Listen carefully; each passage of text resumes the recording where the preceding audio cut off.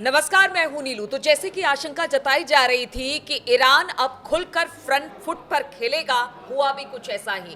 कल करीब 7:30 बजे, अगर भारतीय समय अनुसार बात की जाए तो 10 बजे के आसपास ईरान ने जबरदस्त कह सकते हैं मिसाइल दागे इजराइल पर। हालांकि कितना नुकसान इजराइल को हुआ है, कितनी मिसाइल्स अंदर तक पहुंची है, ये तो अभी आंकलन नहीं हो पाया है, लेकिन कहा जा रहा है कि इससे इजराइल को बहुत ज्यादा नुकसान हुआ है। और सबसे बड़ी बात यह है कि अब ईरान वर्सेस इजराइल ये युद्ध हो गया है, यानी अब आमने सामने की लड़ाई शुरू हो गई है और इसे एक बड़े वॉर के रूप में देखा जा रहा है। खास तौर पर अगर ईरान की बात की जाए तो उसने साफ तौर से ऐलान कर दिया है ये तो पहली खेप है, आगे देखिए क्या होता है। इसी पर बातचीत करने के लिए मयंक मेरे साथ जुड़ गए हैं।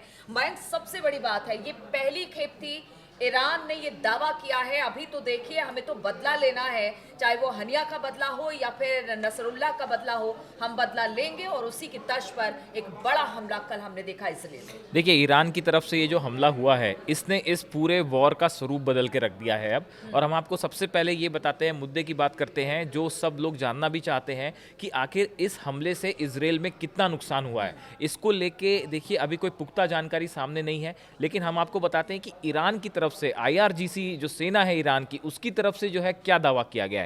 ईरान का कहना ऐसा है कि करीब 180 से 200 मिसाइल्स जो थी, इनसे हमला किया गया था कल इजराइल के ऊपर। इसमें से 90% मिसाइल्स, ये ईरान दावा कर रहा है कि 90% मिसाइल्स जो हैं वो सही टारगेट पे, सही ठिकानों पर गिरी हैं। और ईरान का दावा है कि उसने इजराइल के करीब 20 F-35 प्लेन्स को तबाह कर दिया है। और ये बहुत बड़ी बात है। इसी से हमले लगातार इजराइल की तरफ से हो रहे हाँ, थे, चाहे वो हमास हो, हुती हो, हिजबुल्लाह हो, और अब उसी का एक बड़ा देखिए, जखीरा इजराइल नष्ट हुआ है। इजराइल इन जो दावे ईरान के हैं, इजराइल इसका खंडन कर रहा है, अमेरिका इसका खंडन कर रहा है, लेकिन जो ईरान के दावे हैं उसको भी सामने रखना ज़रूरी है। ईरान का कहना ऐसा है कि करीब 20 F-35 प्लेन तबाह हुए हैं और साथ में मोसाद का हेडक्वार्टर भी निशाने पर था, उस पर भी मिसाइल गिरी है और मोसाद के हेडक्वार्टर को उड़ा दिया गया है। ये कहना है ईरान का। अब देखिए, गौर करने वाली बात यह है कि जो ये मिसाइल्स गिरे, ये मिसाइल्स एक नेवाटिम एयर बेस है, नेवाटिम एयर बेस है इजराइल का। बताया जाता है कि ये इस नेवाटिम एयर बेस से ही जो F-35 प्लेन्स फ्लाई करके जो लेबनान में अटैक होते थे या जो गाज़ा में अटैक हुए, ये प्लेन्स इसी नेवाटिम एयर बेस से ही फ्लाई कर रहे थे। जो हमले नसरल्ला के ऊपर किए गए और जिसमें नसरल्ला की मौत हुई, उस मिशन को शुरुआत इसी एयर बेस से किया गया था।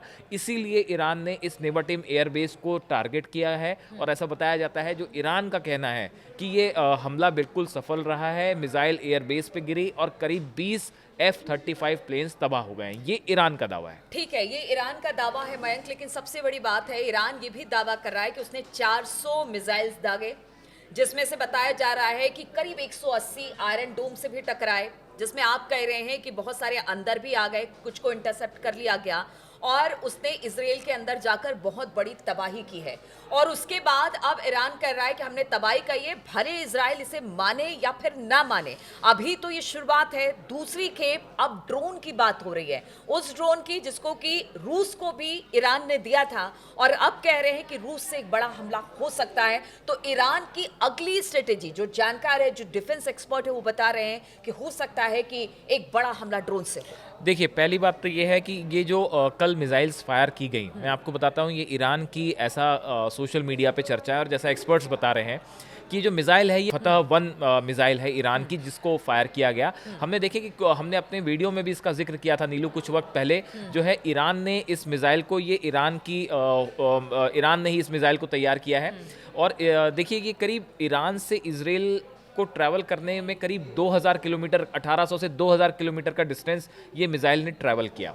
ये हाइपरसोनिक मिसाइल है जो कि आवाज़ से 15 गुना ज़्यादा स्पीड से फ्लाई कर सकती है और अपने साथ बड़ी मात्रा में जो है वो वॉरहेड्स भी लेके जा सकती है। तो ये देखिए, बेहद खतरनाक मिसाइल है।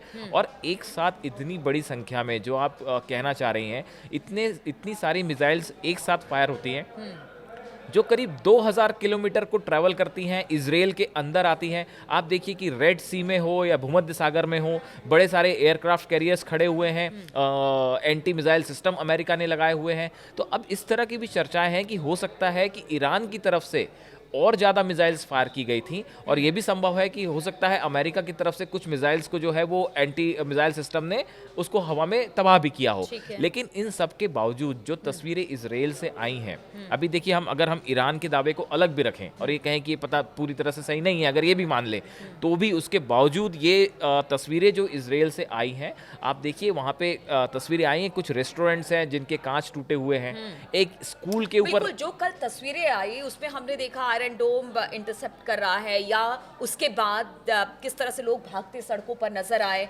लोग बंकर्स में छिप गए। हालांकि अलर्ट पहले से था, अमेरिका ने पहले से अलर्ट कर दिया था, लेकिन इसके बावजूद भी वहां पर इस वक्त पैनिक का माहौल है।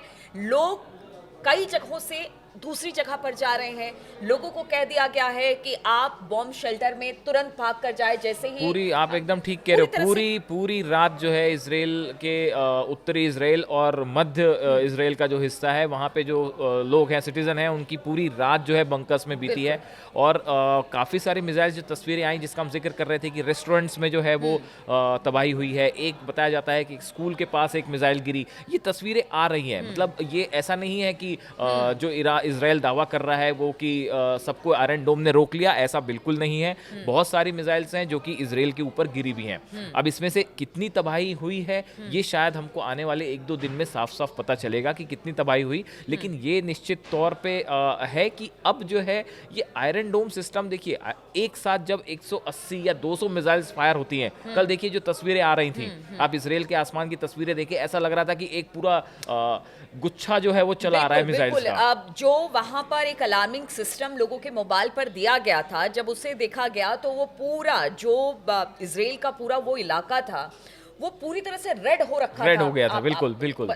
एक साथ कई मिसाइल्स वहां पर गिर रहे थे, तो वो पूरा इलाका। तो मयंक, सवाल यही है कि ये देखिए, ये तो शुरुआत है। हालांकि इजराइल ने कहा है कि अब इसका हमने प्लान पहले से तैयार कर रखा था, हमें पता था कि अब ईरान खुलकर खेलेगा, क्योंकि जिस तरह से हमास खत्म हुआ, हिजबुल्लाह खत्म हुआ, उसके बाद नसरुल्लाह मारा गया, अब ईरान के सामने कोई ऑप्शन नहीं था। यानी इजराइल भी अब पूरी तरह से तैयार है कि इसका जवाब दिया जाए, और ईरान भी पूरी तरह से तैयार है, क्योंकि बहुत दिनों से जिस तरह से हनिया की मौत हुई, इसके बाद से चुप्पी साधे बैठा था। तो क्या वो तैयारी का वक्त ले रहा था कि जब तैयारी मतलब वो कर ले, उसके बाद अगर कोई बड़ा हमला वो करता है तो पूरी तैयारी के साथ? देखिए, ये जो आप बात कह रही हैं, इसमें जो मुझे जो लगता है, मेरा जो ओपिनियन है, जो मैं समझ पा रहा हूँ कि देखिए, पहले हनिया को असासिनेट किया गया, उसके बाद नसरल्ला की मौत होती है, उसके बाद आईडीएफ जो है वो लेबनान के अंदर तक घुस जाती है। ये एक ऐसा माहौल बन गया था पिछले कुछ दिनों से कि बस इस युद्ध में मानो इजराइल ही इजराइल है। हाँ। इजराइल को कोई चुनौती नहीं दे पाएगा, और ईरान के ऊपर दबाव था।